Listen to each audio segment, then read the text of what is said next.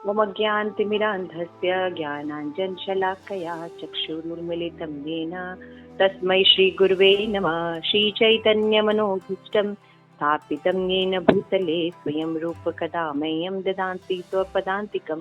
नमः ॐ विष्णुपादाय कृष्णप्रेष्ठाय भूतले श्रीमते लोकनाथ स्वामी महाराज इति नामिने।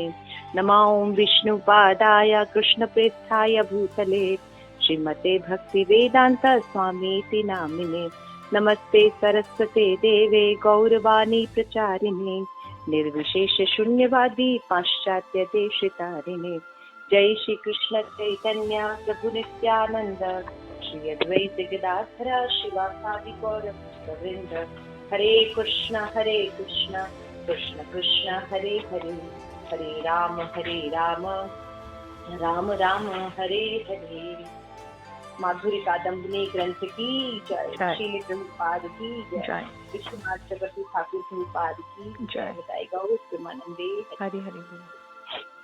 तो आप सभी का स्वागत है माधुरी कादम्बिनी ग्रंथ का ओवरव्यू में।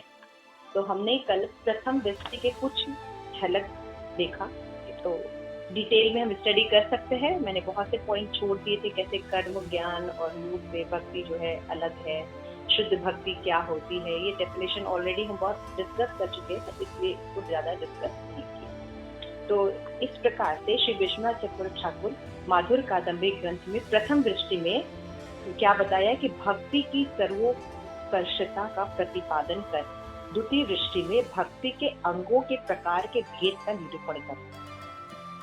तो वो ये बताना चाह रहे थे कि भक्ति संबंधित हमारे बहुत से प्रश्न होते हैं।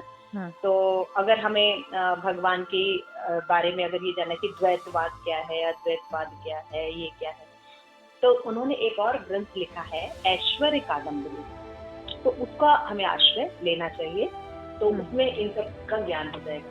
लेकिन जब हम भगवान की भक्ति के बारे में, अपनी साधना के बारे में हमारे जो प्रश्न है उनका आंसर इस माधुरी कादम्बिनी में दिया है कि किस तरह जीव जो है अपने जो ताप से जो जल रहा है वो कैसे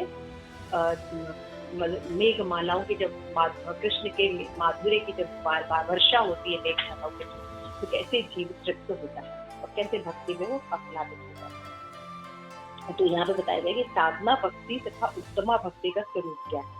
तो यहाँ हमने ये पढ़ा ही था कि ज्ञान कर्म से और मिश्रित इंद्रिय रूप के क्षेत्र में जो भक्ति होती है वो शुद्ध भक्ति कहलाती है। इसको हमने रूप गोस्वामी के ग्रंथ में काफी अच्छे से इलैबोरेट पढ़ा था। उत्तमा भक्ति क्या होती है, जो ज्ञान कर्म आदि अनामिका इससे होती है। तो ये बहुत जो द्वितीय दृष्टि है ये बहुत इम्पोर्टेंट है। तो इस पर कई बुक है, खाटू महाराज ने भी बुक लिखी है, और जैसे मैंने आप लोग को बताया तीन बंधु प्रभु जी ने भी लिखी है इस पर। और इस बुक में 8 शावर है ना, तो इसे बताया गया। तो हम देखते हैं कि महाप्रभु कह रहे हैं कि वैष्णव शरीर जो है वो भी प्राकृतिक नहीं होता। तो हमने पढ़ा तो उपदेशामृत में ये बात है ना, कि हमें बताया कि जो ये भक्ति लता का आविर्भाव प्रथम उत्पन्न हुए 2 पत्तों के परिचय प्रदान करता है। महत कृपा से आविर्भूत श्री कृष्ण भजन की वासना रूपी भक्ति लता का बीज श्री गुरु और कृष्ण की कृपा से साधक के चित्त में बोया जाता है, ठीक है ना। और तत्पश्चात श्रवण आदि जल से उसका सिंचन कर फिर से अंकुरित होता है। इसमें फिर 2 पत्ते लगते हैं। इन 2 पत्तों का नाम होता है क्लेश अग्नि और शुभता। जैसे ही हम भक्ति करते हैं, हम साधन अवस्था में रहते हैं, तो हमने भक्ति साम्य सिंधु में पढ़ा था भक्ति के लक्षण, क्लेश अग्नि, शुभता, मोक्ष लभता, है ना। और क्या था, कृष्णाकर्षण, सुदुर्लभा, मोक्ष लभता, है ना। और श्री कृष्ण आकर्षणी, साधारानंद विशेषात्मा, साधारानंद विशेषण है, कृष्णाकर्षणी वो लास्ट। तो हमने देखा था कि साधन अवस्था पे ही 2 चीजें डेवलप हो जाती हैं। शावर में मैं पढ़ रही थी कि किस तरह से भक्ति लता का जो एस्टैब्लिशमेंट होता है। तो हमने देखा था कि जो भक्त के हृदय में गुरु कृष्ण की कृपा से भक्ति जो बीज है वो चित्त में बोया जाता है, और फिर श्रवण आदि के द्वारा जल के सिंचन होने पर उसमें शीघ्र ही अंकुर पैदा होता है ना। तो 2 पत्तियां डेवलप होती है। तो उसमें 2 पत्ते जो लगते हैं वो क्लेशग्नि और शुभदा का होता है। ठीक है, तो दोनों पत्तों का जो भीतरी भाग जो होता है, मतलब आपने अगर लीफ देखा होगा तो एक इनसाइड में होता है, एक बाहर ऊपर नीचे का पत्ता होता है ना, पीछे का पार्ट होता है। तो बीच का जो पत्ता होता है वो बहुत कोमल होता है, चिकना होता है, सुंदर होता है।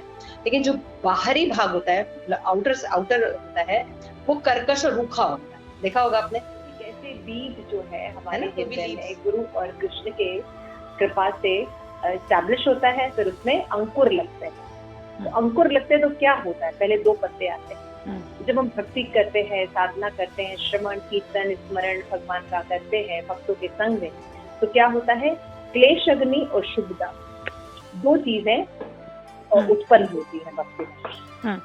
दोनों भी पत्ते, एक लीव होता है, तो आपने लीव जब भी ऑब्जर्व किया होगा तो अंदर का भाग होता है, एक बाहर का पार्ट होता है। तो अंदर का पार्ट जो होता है वो बहुत सॉफ्ट होता है, चिकना होता है, सुंदर होता है, और बाहर बहुत खुरदुरा होता है और रूखा होता है। इसी तरह साधना भी 2 प्रकार की होती है, एक स्निग्ध और सुंदर राग भक्ति वाली, और दूसरी शास्त्र के साथ होती है, कि शास्त्र के शासन में होता है ना, कि ये करना है, विधि, इसको कहते हैं वैदिक भक्ति। तो तात्पर्य ये कि साधना भक्ति के 2 गुण जो होते हैं वो है क्लेश अग्नि और शुभदा। तो यहाँ पे विश्वनाथ चक्रवर्ती ठाकुर ने विषय को दृष्टांत के रूप में अत्यंत सहज ढंग से हमें समझाने की कोशिश की है। तो ये जो द्वितीय दृष्टि है, second shower, it is very important, है ना, क्योंकि यहाँ पे हम श्रद्धा से साधु संग और फिर भजन क्रिया पर आएंगे। ओके, श्रद्धा जब होती है तो फिर वह साधु संग करता है जी, है ना। तो साधुओं के संग में व्यक्ति क्या करता है, भजन क्रिया करता है ना। भजन के जितने, भक्ति के जितने अंग होते हैं उनको करता है, श्रवण कीर्तन स्मरण वंदन अर्चनम वंदनम नाट्यम साख्य आत्मनिवेदन, इन सबको करता है। तो जब हम साधना कर रहे हैं तो इन 3 लेवल्स पे ही दिक्कत आती है, श्रद्धा, भजन क्रिया एंड साधु संग। श्रद्धा, साधु संग एंड भजन क्रिया। तो इसके बारे में एक्सप्लेन किया जाएगा सेकंड शावर। तो ये बहुत सीखने की जगह है, क्योंकि यहीं पर हमारी प्रॉब्लम होती है जनरली, इसलिए भक्ति में हम प्रगति नहीं करते, इसको अच्छे से समझना होगा। तो यहाँ पे बता रहे हैं कि जब भक्ति का बीज हमें गुरु कृष्ण से प्राप्त हो जाता है, हृदय में बो दिया जाता है जब भक्ति लता, और तो उसको फिर हम भक्ति की साधु संग करते हैं, उसमें भजन क्रिया, श्रवण करते हैं, स्मरण करते हैं, तो क्या होता है, धीरे धीरे ये अंकुरित होता है, पानी जल आदि से सिंचन होता है ना। तो क्या होता है, इसमें 2 पत्ते लगते हैं, क्लेश अग्नि एंड शुभदा। तो मैंने बताया 2 तरह की साधना भक्ति होती है, रागानु भक्ति होती है और वैदिक भक्ति होती है। तो यहाँ पे बताया गया कि क्लेश अभेद होने के कारण साधना भक्ति की विधि और राग भक्ति के रूप का वर्णन किया है। दोनों के गुण क्लेश अग्नि शुभदा भी वर्णन किया है। तात्पर्य ये है कि साधना भक्ति में 2 भाव होते हैं। पहला लोभ, यानी लोभ, लौल्यम, ओके, लोभ, कि भक्ति में स्निग्धता, सुंदरता, कोमलता, स्वप्रकाशिता आदि गुणों को देखकर स्वतः ही उसके प्रति साधक का मन ललायित हो जाता है। समझ में आ रहा है? तो एक क्या होता है कि अंदर से ही होता है कि हम भक्ति करें, कोई शासन नहीं लगाया जाता है, शास्त्र का शासन नहीं लगाया जाता है ना, बल्कि उसका स्वयं से मन करता है ना, लोभ होता है तो मन तो उसकी प्राप्ति लोभ जगता है। और ऐसी स्वभाव की लोभ जो है साधना भक्ति को रागानुभक्ति कहते हैं। जब स्वभाव में ही होता है कि हमें माला करना है, वो करता ही रहता है, भगवान के ग्रंथ पढ़ता है, उसको कोई रिस्ट्रिक्शन नहीं लगाया, कोई नियम नहीं बनाया, वो खुद से अपने आप को ट्रेंड करता है क्योंकि भगवान के प्रति उसको लोभ हो गया है ना। तो ऐसी भक्ति को रागानुभक्ति कहते हैं। तो इसलिए संबंध में कहा गया है कि स्निग्ध पूर्वभाग राग नामक राजा का अधिकार है, अतः रागानुभक्ति की हर अवस्था पर राग और प्रेम का अधिकार होता है। इससे कहने का मतलब है जब कोई व्यक्ति रागानु का भक्ति करता है तो उसमें हमेशा उसको राग रहता है, इसलिए वो भगवान की भक्ति करता है, प्रेम, है ना। ऐसा नहीं कि हाँ ऐसा कहा है, जैसे हम लोग के साथ प्रभुपाद ने कहा है हमें फूलमाला करनी है, प्रभुपाद ने कहा है रोज हमें भागवतम पढ़ना है, एंड तब हम ये कर रहे हैं शास्त्र शासन के, उसको वैदिक भक्ति है, ऑब्लिगेशन। लेकिन जब हाँ और जब हम नहीं करते हैं तब ऐसा होता है। तो इसमें क्या होता है, इसी प्रेम के कारण जो श्री कृष्ण से उसके संबंध जोड़ लेता है। तो आपने देखा होगा संबंध जो होते हैं, हमने देखा था कि शांत रस में होता है, सखा रूप में होता है ना, और वात्सल्य रूप में होता है, माधुर्य रूप में होता है। तो अपने अकॉर्डिंग, अपने मूड के अकॉर्डिंग जीव जो है फिर वो भगवान के साथ एक संबंध स्टैब्लिश करता है। इस प्रकार रागानुभक्ति के साधक के शुद्ध चित्त में स्निग्ध रहता है। स्निग्ध कौन सा है? स्निग्धता रहती है, अपना ममत्व रहता है भगवान के प्रति, है ना। इसलिए जैसे कि मैं इसका एग्जाम्पल दिया है कि जो लीव्स होते हैं उनका जो अंदर का भाव होता है चिकना होता है, लेकिन बाहर का खुरदुरा होता है। तो दूसरा भाव जो होता है, शास्त्र के शासन भय से साधना भक्ति करते हैं, है ना।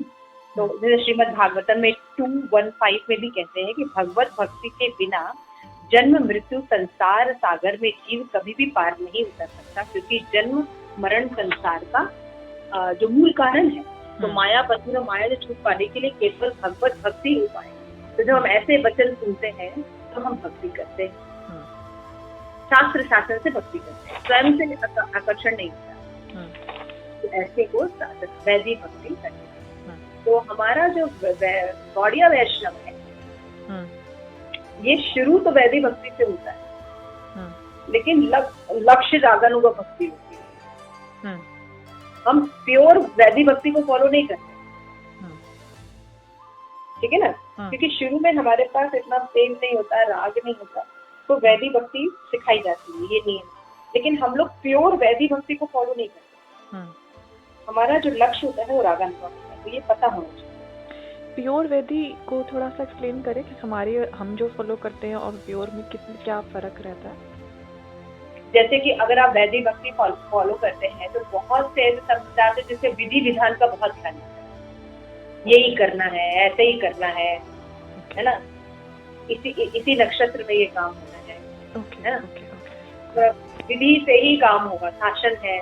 प्रेम नहीं होता भगवान का, भगवान के लिए प्रेम नहीं होता, क्योंकि शास्त्र में लिखा है, गुरु ने कहा है, तो बस कर रहे हैं। आप भारत में बहुत सी जगह देखेंगे ना, कई पूजाएं होती बस हो रही है, उसमें भगवान से हमारा संबंध डेवलप हो रहा है या नहीं हो रहा है, भक्ति डेवलप हो रही है नहीं हो रही है, हम भक्ति में आगे बढ़ रहे हैं कि नहीं बढ़ रहे हैं। हमारे कोई आगे प्रामाणिक गुरु नहीं होते, ठीक से हम समझते नहीं, मतलब स्निग्धता का भाव रहता है। तो गौड़िया वैष्णव में तो हम वैदिक भक्ति करते हैं अपने आप को ट्रेंड करने के लिए, लेकिन इसका जो लक्ष्य होता है वो रागानुगा, ठीक है।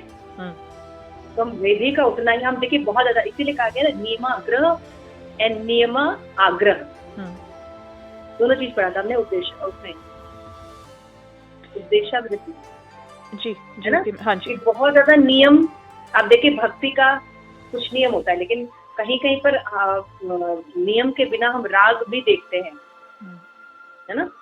राग को भी हम महत्व देते हैं। विधि में तो शास्त्र में तो ऐसे ही कहा गया है, वैसे ही करना चाहिए। नहीं, शास्त्र में कहा गया कि स्त्रियां जो है जब उनका मासिक धर्म होता है तो उनको माला नहीं करनी चाहिए, वो तिलक नहीं लगाना चाहिए, है ना, ये नहीं करना चाहिए।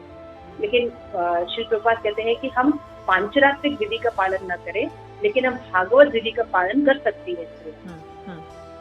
देख रहे हो, तो विधि है निषेध। श्री प्रभुपाद गए तो सन्यासी को समुद्र नहीं लागना चाहिए, ये श्री प्रभुपाद प्रचार करने के लिए गए।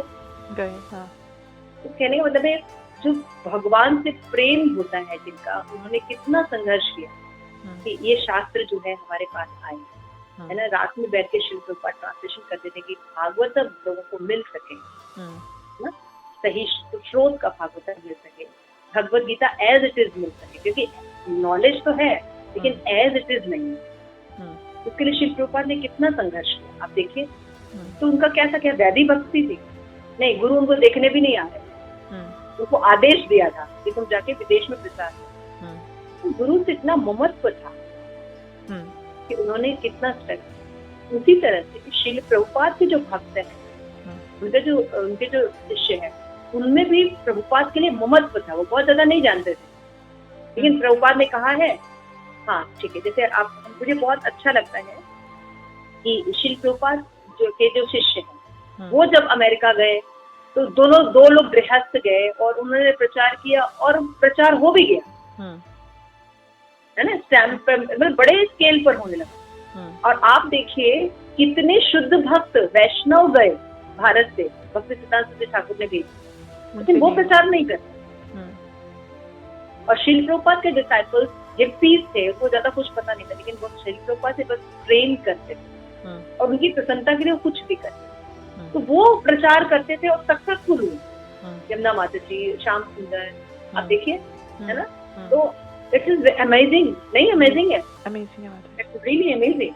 तो ये ध्यान रखना चाहिए कि हम लोग वैदिक भक्ति करते हैं, लेकिन हमारा लक्ष्य रागानुगा भक्ति होता है। हम वैदिक भक्ति उतना ही फॉलो करते हैं कि हम भक्ति में इन कर सके, लेजी ना हो, आलस ना हो। तो इस प्रकार से हम देख रहे हैं कि भक्ति जो है आगे लता बढ़ती है। तो यहाँ पे बताया गया है 5 प्रकार के क्लेश होते हैं।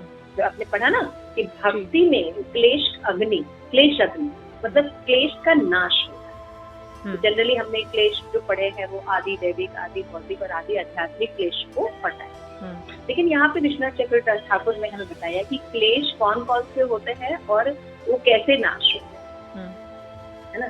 तो यहाँ पे बताया गया है कि 5 प्रकार के क्लेश होते हैं, 4 प्रकार के पाप होते हैं। जब हम भक्ति करते हैं तो हमारे अंदर शुभदा, दूसरा शुभदा गुण आता है ना, तो शुभ गुण डेवलप होता है। समझ गया माता जी? तो 5 प्रकार के कलेश हैं और 4 प्रकार के क्या है? ये पाप है, ये भक्ति करने से अपने आप चले जाते हैं। अच्छा, ओके। तो हमें ये सब चीज समझना चाहिए कि अगर हम क्लेशों से बचना चाहते हैं, पाप से मुक्त होना चाहते हैं, तो भक्ति करने से ये ऑटोमेटिकली होता है और जड़ से चला जाता है। ठीक है। और हमारे अंदर कैसे से शुभ गुण, जो गुण होते हैं वो हमारे अंदर अपने आप डेवलप होते हैं, क्योंकि आत्मा का अपना गुण होता ही है ना, कि वो उसके अंदर ऋणादपि होती है, सर्वोदिपर सहिष्णु होती है ना, अमान्य न मान लेना, कीर्तिनी सहरा हरि, समदृष्टि होना, क्षमा करना, दया करना, ये आत्मा का गुण है। लेकिन ये आवृत हो गया है भौतिक जगत के कारण। भौतिक जगत में आसक्ति हमारी है, इसके कारण ये आवृत हो गया। तो जब हम इस आवृत्ति को भक्ति के द्वारा हटाने की कोशिश करते हैं तो क्या होता है, तो हमारा वास्तविक स्वरूप है, गुण है, वो प्रकट होता है, मैनिफेस्ट होता है। दया, क्षमा, सहनशीलता, आदर, सम्मान, है ना, समझ रहे हैं। तो लेकिन अगर आप मटेरियल वर्ल्ड में देखिए तो जनरली कहते हैं कि नहीं, अगर हम इस तरह से करें तो हमारे अंदर ये चीज डेवलप होगा, ये करें तो हम ऐसे मैनिफेस्ट कर सकते हैं। लेकिन हम यहाँ देख रहे हैं कि भक्ति करने से ये सब चीजें डेवलप। तो 5 प्रकार के क्लेश कौन कौन से हैं? वो है अविद्या, अस्मिता, राग, द्वेष और अभिनिवेश। ये 5 प्रकार के क्लेश होते हैं। और प्रारब्ध, अप्रारब्ध, रूढ़, बीज, ये 4 प्रकार के और भी पाप होते हैं जो कि भक्ति के करने से नष्ट हो जाते हैं। तो 1 मिनट। क्लेश कौन से? अविद्या, अस्मिता, राग, द्वेष, अभिनिवेश, है ना। ओके। अभिनिवेश, ये 5 प्रकार के क्लेश होते हैं। और इसके अलावा भी होते हैं जैसे कि प्रारब्ध, अप्रारब्ध, रूढ़ और बीज, ये 4 प्रकार के पाप भी क्लेश के अंतर्गत ही आते हैं। यही शुभ कहने से दुखद विश्व के प्रति वितृष्णा, भगवान के प्रति अनुकूल, क्षमा, सत्य, धैर्य, गांधीर्य, अमानित्वम, ये गुण जो है इसको शुभता कहते हैं। जब भक्ति करते हैं तो ये शुभ गुण हमारे अंदर आते हैं और ये जो क्लेश है ये चले जाते हैं और पाप भी चले जाते हैं। तो जब हमारे अंदर क्लेश और पाप चले जाते हैं माता जी, और हमारे अंदर जो शुभता गुण डेवलप होते हैं, तो भक्ति करना बहुत ईजी हो जाता है। लेकिन अगर हम कहीं सही भक्ति नहीं कर रहे, हम श्रद्धा लेवल पर है, सही श्रद्धा नहीं है ना, साधु संग हमारा सही नहीं है, वहाँ पे प्रॉब्लम है। फिर भजन क्रिया में हमारी प्रॉब्लम है, तो क्या होता है, हमारी भक्ति जो है वो ठीक है। तो कहाँ हम क्या क्या गलती करते हैं, तो जब हम उसको पढ़ेंगे, समझेंगे, तब हम समझ सकते हैं कि हमारी यहाँ प्रॉब्लम है। तो जैसे श्रद्धा का हमने देखा ही है और डिटेल में पढ़ा है कि श्रद्धा शब्द विश्वास कहे सुदृढ़ निश्चय, कि कृष्ण भक्ति कहले सर्व कर्म कृत हो।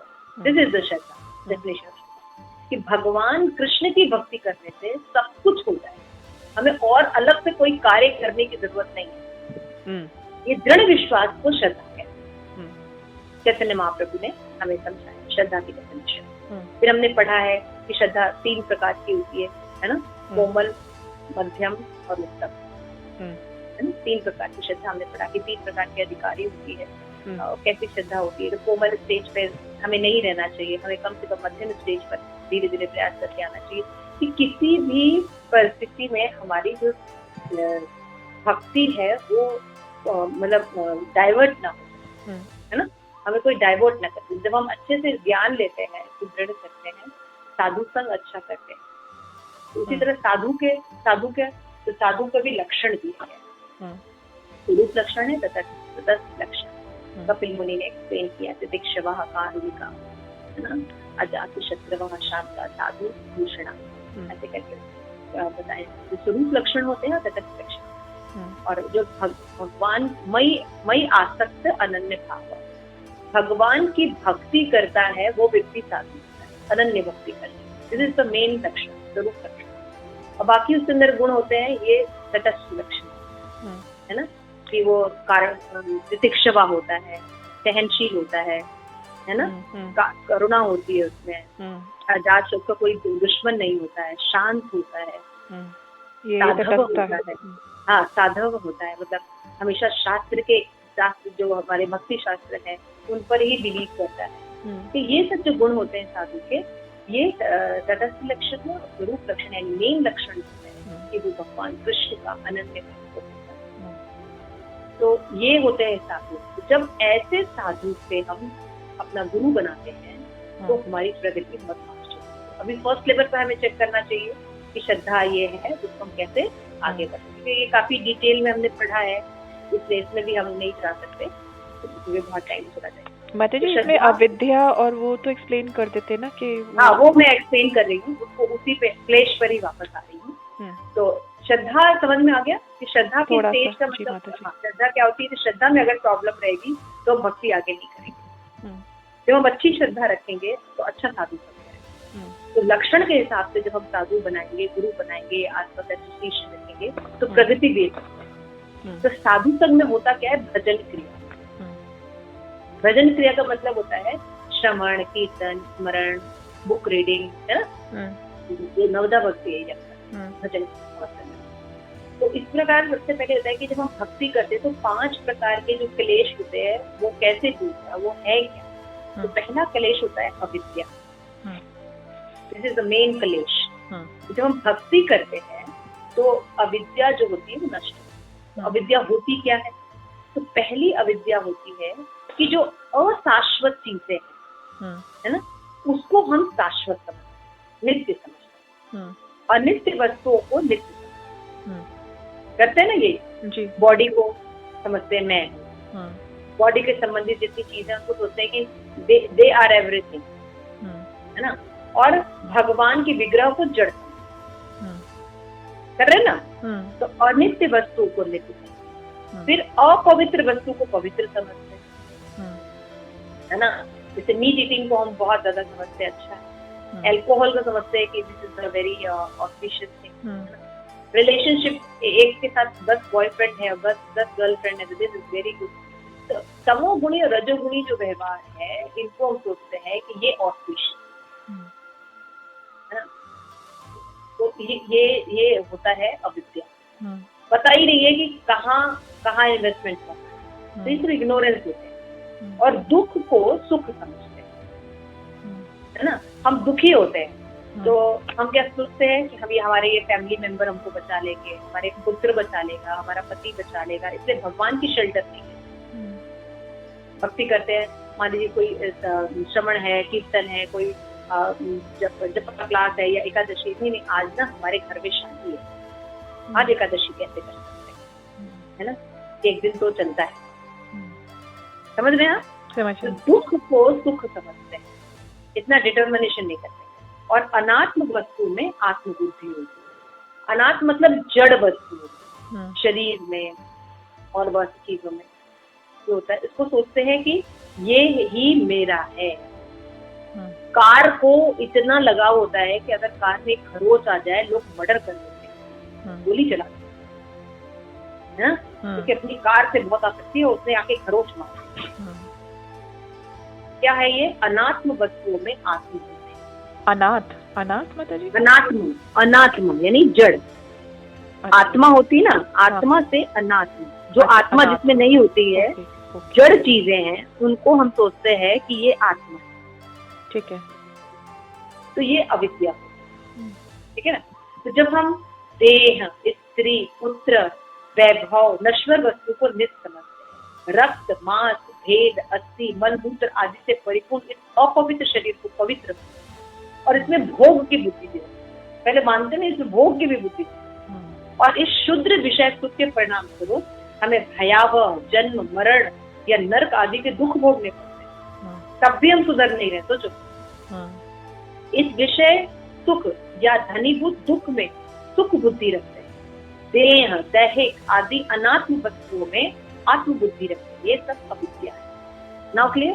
तो ये क्लेश जो है, जब हम भक्ति करते हैं तो निकल जाता है। हमें पता चलता है कि नित्य क्या है, आत्मा नित्य है, भगवान नित्य है, तो उसमें आसक्ति होती है, आइडेंटिटी ठीक करते हैं, है ना।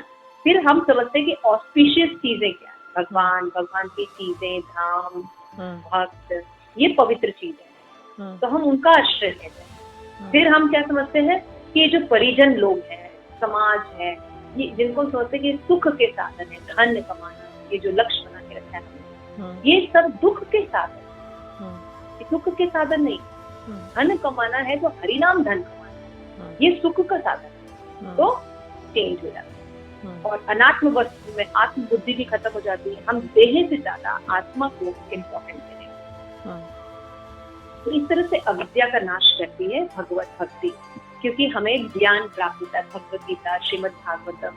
तो इन जब हमें सही साधु का संग करते हैं तो हमें एसोसिएशन प्राप्त होता है। उसके बाद दूसरा क्लेश है अस्मिता। तो अस्मिता का मतलब होता है कि दर्शन शक्ति को एकात्मता का ज्ञान अस्मिता है, अर्थात दर्शन शक्ति की एकात्मकता का ज्ञान अस्मिता है, या अर्थात मैं और मेरा, तो फॉल्स ईगो क्या, अस्मिता मीन्स फॉल्स ईगो, मैं और मेरा, इस प्रकार का जो अभिमान होता है, उसके कारण जो मोह उत्पन्न, उसको क्या कहते हैं? अस्मिता। ये मेरा है ना, ये मेरा ग्रुप है और ये दूसरे का ग्रुप है, द्वेष करने लगे ना। तो ये सब सीखना होगा कि ये सब प्रभुपाद का है, प्रभुपाद का ही सब कुछ है, हमें ये पाठ मिला है करने के लिए, हम ये करें। लेकिन इससे फिर अटैचमेंट बहुत ज्यादा नहीं होगा। अगर आप इस बुद्धि से नहीं काम करेंगे तो क्या होगा, आपको इन सब चीजों में अटैचमेंट रहेगा। भक्ति में ये मेरा ग्रुप है, ये मेरा डिपार्टमेंट है, ये मेरी सेवा है, यू नो। तो कभी कभी आप देखते हैं सेवा के प्रति लोग इतने ज्यादा आसक्त रहते हैं कि मतलब कुछ भी हो जाता है वो सेवा छूटते नहीं। लेकिन सेवा जो राधा रानी करती है, कैसी करती है? हमेशा सबको इंगेज करती है।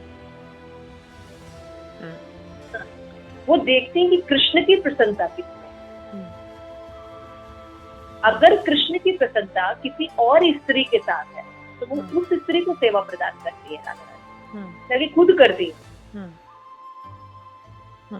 अब जैसे कि कई लोग होते हैं जो भक्ति में क्या होता है कि दुखी रहेंगे, बीमार रहेंगे, नहीं हम सेवा करेंगे। तो आप कभी सोच, मान लीजिए गुरु की सेवा कर रहे हैं और आप बहुत ज्यादा दुखी और बीमार हैं, तो उस आपकी जो सेवा हो रही है उससे गुरु को अच्छा लगेगा?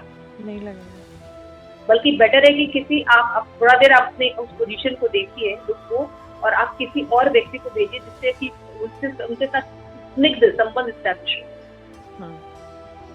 और वो सेवा प्रॉपर है। This is the mood off Shrimati Radha. So we have to understand this. कि कई लोग होते हैं अपनी सेवा को बहुत महत्व देते हैं, कुछ भी करके अपनी सेवा, दिस इज ऑल्सो वन एक प्रकार का ईगो। तो ये लोग क्या करते हैं, अपने अलावा और किसी का डेवलपमेंट नहीं करते, वो सिर्फ अपना ही डेवलपमेंट करते हैं। और उनको क्या लगता है, ये रजोगुणी भक्ति होती है। इसमें क्या लगता है कि मैं ही परफेक्ट हूँ, बाकी सब बेकार है, बाकी के अंदर इतना नॉलेज नहीं है, ना इतनी परफेक्ट है। जब तक मैं ये सेवा नहीं करूंगी तब तक परफेक्ट है। तो यहाँ पे अस्मिता, फॉल्स ईगो, ये भक्ति करने से नाश होता है और रियल ईगो एस्टैब्लिश होता है कि मैं एक अणु आत्मा हूँ, वेरी प्रेग्नेंट पार्ट, कुछ नहीं कर सकता, बहुत छोटा अंश, लेकिन कृष्ण का दास, and the part of Krishna in अणु आत्मा। तो हमारा रियल आइडेंटिटी भक्ति से डेवलप होता है।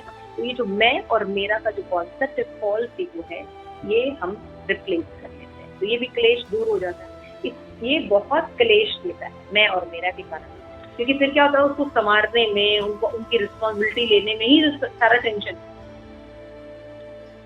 है ना। सर जी ये अपने आप से तो नहीं होता ना, संग से होता नहीं, है। ये भक्ति करने से होता है माता जी। ये भक्ति करने से जब हम अपना रियल ईगो डेवलप करते हैं कि how mean I am, only I have to take care, मैं टेक केयर कर सकती हूँ, उस भाव में अंतर आया ना। लेकिन कब आएगा, जब हम ये समझेंगे मैं एक अणु आत्मा हूँ, भगवान कृष्ण की शाश्वत दासी। ईर्ष्यावाद सिद्धांत को जब समझेंगे तब हम क्या करेंगे, हम ये समझेंगे कि everything belong to Krishna, not me, I have to take care. फर्क आ गया ना भाव में। जब हम दीक्षा लेते हैं, दीक्षा काले कृष्ण करे, दीक्षा करे शिष्य करे आत्मसमर्पण।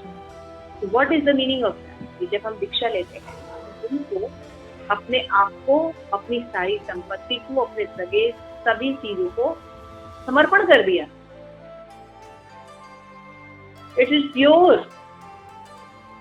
अब कृष्ण इतने दयालु हैं और उनके भक्त भी उतने ही दयालु। तो गुरु फिर क्या करते हैं, हरे कृष्ण माला के साथ आपको वो सारी चीज ऑफर करते हैं। ठीक है, तुमने मुझे दे दिया, now it is my property, अब इसकी रक्षा, take care, it is now my property. Car, बंगला, सगे संबंधी, ये सब अब तुम्हारे नहीं है, ये मेरे हैं, और इनको कृष्ण कॉन्शियसनेस का प्रचार, उनको प्रचार करने में हमें बहुत कुछ सहन करना पड़ता है। तो कैसे सीखना होगा? ये कृष्ण, ये गुरु महाराज की प्रॉपर्टी है, तो सहन करना भी भक्ति होने चाहिए ना। और जब हम ये विचार लेके चलते, ये मेरा है, इसको कृष्ण भक्त बनाना है, ये मेरा लड़का है, इसको भक्त बनाना है, लड़की है, भक्त बनाना है, ये मेरे सगे संबंधी, इसको भक्त बनाना है, तो देखिए दूसरा मोड रहेगा ना, उसमें कितना टेंशन और कितनी चीज है, और वो सही एटीट्यूड भी नहीं, क्योंकि हम किसी को भक्ति नहीं दे सकते। तो देख रहे हैं फॉल्स ईगो से कैसे रियल ईगो में चेंजेस आता है। जब हम भक्ति करते हैं तो हमें पता चलता है this belong to guru and Krishna, everything is belong, now my everything is belong to guru and Krishna, ना ही return me with the mercy, कि मैं उन सबका टेक केयर करती हूँ ताकि वो कृष्ण कॉन्शियसनेस हो। तो देन आप मतलब भक्ति मान लीजिए, आप कुछ भी नहीं करें, simply making Prasad, nobody is helping you, you're simply making प्रसाद, एक के बाद दूसरी सेवा कर रहे हैं। लेकिन यहाँ सहन करने में क्या है, एक कृष्ण, एक गुरु की प्रॉपर्टी है। तो अभी ऐसी सिचुएशन नहीं कि सब सेवा करें, तो I have to do my part. अभी क्या हो गया, जो वहां पे शौक के कारण हम सब चीजें करते थे, अभी हम डिफरेंट मूड हो गया। लेकिन तो आपका खाली वो भक्ति करना, वो सहन करना, इस समय एक डिफरेंट कॉन्शियसनेस, भक्ति कर रहे हैं, मूड चेंज हो जाएगा ना, शौक मोह नहीं है। These are some things जो मुझे समझ में राग का मतलब हाँ, तो अस्मिता जो होती है, फॉल्स ईगो जो होती है, ये बहुत ध्यान रखती है, तो समझना पड़ेगा। और ये केवल भक्ति से जाती है, और कैसे जाती है, अपनी रियल आइडेंटिटी, अपनी रियल जो ईगो है उसको हमें लाना। तो this mood help you very much, as now everything belong to guru Maharaj and Krishna, and I am the take care कर रही हूँ मैं, होगा नहीं होगा I don't know, this way we can do. राग, तीसरा क्लेश है राग। राग का मतलब है सुख प्राप्ति और दुख निवृत्ति के उपायों को, कामना को राग कहते हैं, कि हम ये करेंगे तो सुख प्राप्त हो जाएगा, इस तरह से करेंगे तो दुख नहीं। अथवा अभिलाषित वस्तुओं को पाकर भी पुनः अधिक पाने की कामना को राग कहते हैं। राग मीन्स अटैचमेंट। ठीक है ना। तो इस ये अटैचमेंट का क्या हो जाता है, सब्जेक्ट चेंज हो जाता है भक्ति में, है ना। पहले अटैचमेंट जो होता है शरीर रहता है, मटेरियल प्रॉस्पेरिटी रहती है अज्ञानता के कारण, लेकिन यही राग का सब्जेक्ट अब कृष्ण और कृष्ण की भक्ति साधु इनमें हो जाता है, ठीक है। तो ये अटैचमेंट सही हो जाता है।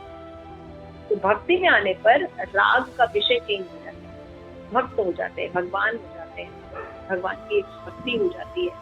तो वो अटैचमेंट फिर है रिप्लेस, बस आराम से रिप्लेस हो जाता है। भगवत गीता में हमने पढ़ा था कि रसु वर्जम रसु है परम दृष्टवा निवर्तते, हमारा रस इनहेंस होता है। हम जीव जो है ये वैराग्य या कुछ छोड़ नहीं सकते, हम सब्जेक्ट चेंज करके उसका भाव चेंज करते। इसको एक हायर टेस्ट का एग्जांपल दे दीजिए माता जी इसमें। हाँ, जैसे कि हमें प्रेम करने की आदत है ना, हमको अटैचमेंट रहता ही है, ऐसा नहीं कि हम बिना अटैचमेंट के रहते हैं। तो भक्ति कहती है, भक्ति में हम जब पढ़ते हैं हम देखते हैं कि हमें अटैचमेंट नहीं कम करना है, सब्जेक्ट चेंज करना है। हमारा अटैचमेंट गलत चीजों से, अनात्म वस्तुओं से, अनित्य वस्तुओं से, जो दुख देने वाली उनसे अटैचमेंट। हमें कृष्ण से अटैचमेंट, साधु से अटैचमेंट, शास्त्र से अटैचमेंट, श्रवण कीर्तन से अटैचमेंट, धाम दर्शन करने से, सेवा करने से, गुरु के आज्ञा पालन करने से, यहाँ अटैचमेंट डेवलप करना, ठीक है ना। तो सब्जेक्ट चेंज कर देते हैं हम, तो राग रहता ही है, क्योंकि राग रहना जीव का स्वभाव है। हम जड़ थोड़ी है, हम जड़ नहीं है। क्यों कहते हैं कि जीव जो है वो पेड़ थोड़ी है, उसको कुछ फर्क नहीं पड़ेगा। तो हमारे अंदर सारे अटैचमेंट होते हैं, लेकिन हमारा सब्जेक्ट मैटर डिफरेंट होता है। हमारा सब्जेक्ट कृष्ण और उनकी सदी चीजें, तो ये राग जो है कन्वर्टेड हो जाता है, तो ये क्लेश खत्म हो जाता है। और द्वेष है ना, घृणा करना, अगर राग है तो द्वेष तो होगा ही, अटैचमेंट है तो वो द्वेष तो आएगा ही। तो सुख या दुख के कारण विरक्ति का नाम द्वेष। हाँ, ये व्यक्ति जो है ये इससे बहुत दुख मिल रहा है तो क्या करेंगे, नहीं इससे मतलब नहीं है ना। तो जब हम राग है और ये मेरा अपना ग्रुप है, इससे मतलब हमें अपने ग्रुप से मतलब होना चाहिए, तो ज्यादा इधर उधर से नहीं देखिए। तो ये सब जो एटीट्यूड है वो धीरे धीरे हमारा चेंज हो जाता है, राग और द्वेष। क्योंकि जब हम क्या समझते हैं कि everything is the Krishna's property, everything is Srila Prabhupada property, if there is anything we understand that okay it is not working for me but it is not wrong, it is time circle something is not working for me, it's okay. और जैसे मैंने आपको बताया था कि जैसे हम अपने आप को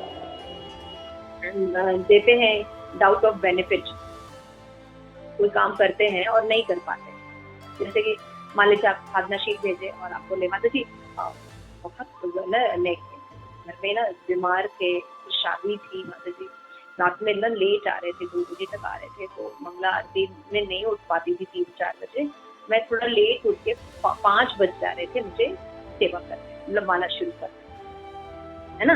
तो ऐसा मेरे साथ 1 हफ्ते हुआ, ठीक है ना।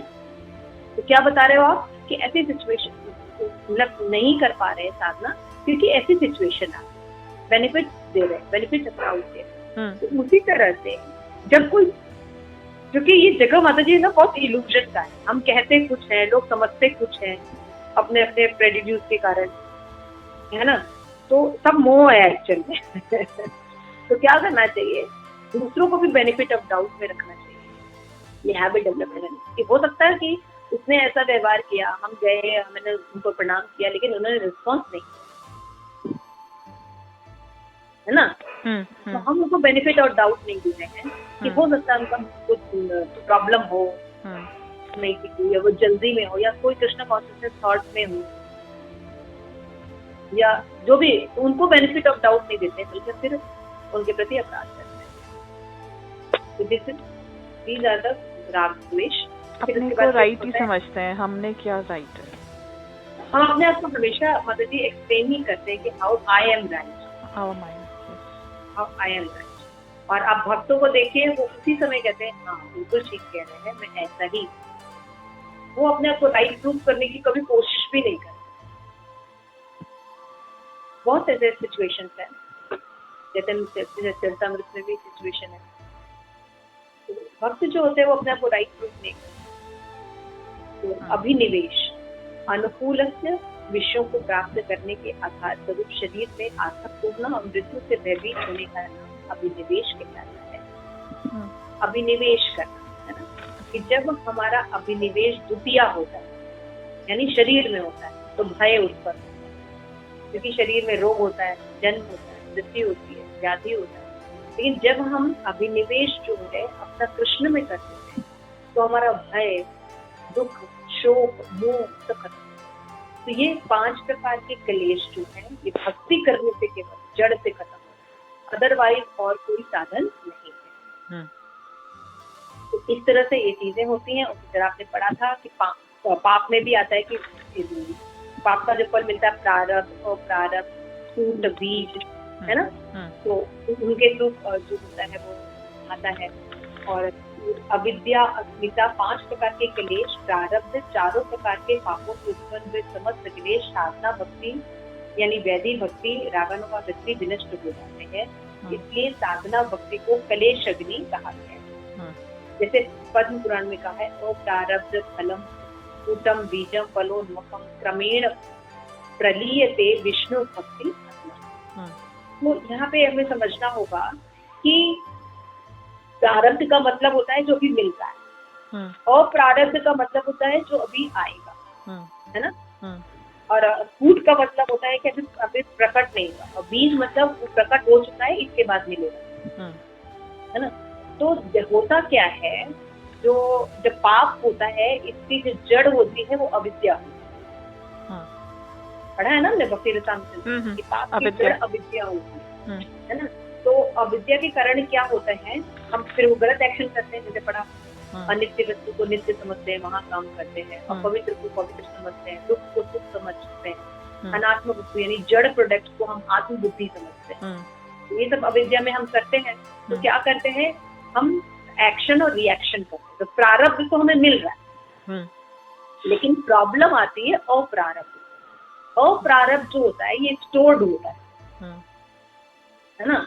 और अप्रारब्ध जो है ये क्या करता है, आगे चल के पुश करता है हमें पाप करने के, क्योंकि इसको मैनिफेस्ट होना है ना। तो भक्ति क्या करती है, सबसे पहले अप्रारब्ध को नष्ट कर देती है, यानी आपका बैंक बैलेंस बंद कर देती है। ओके। तो अप्रारब्ध जब बैंक बैलेंस खत्म होता है, तो अभी के कार्य में अगर आपको कुछ मिल भी रहा है थोड़ा बहुत, तो अब पीछे कुछ है नहीं। क्योंकि प्रोडक्शन कहाँ से हो रहा है, अप्रारब्ध रहता है, इसलिए कूट होता है, फिर कूट से बीज होता है, फिर बीज से फिर प्रारब्ध होता है, जैसे सर्कल। तो भक्ति वर्ग कहाँ करती है, भक्त सबसे पहले जो आपके जो पहले के जितना स्टॉक है उसको बंद कर देता है। क्योंकि आप क्या क्या कर रहे हैं, अविद्या नहीं कर रहे हैं, फॉल्स ईगो नहीं कर रहे हैं, भगवान की भक्ति कर रहे हैं। आपका राग द्वेष जो है जो खत्म हो गया है, राग जो है अटैचमेंट जो है भगवान में होने के कारण द्वेष भी आपका बहुत कम हो गया है ना। और अभिनिवेश जो है वो भगवान में, आत्मा में हो गया है।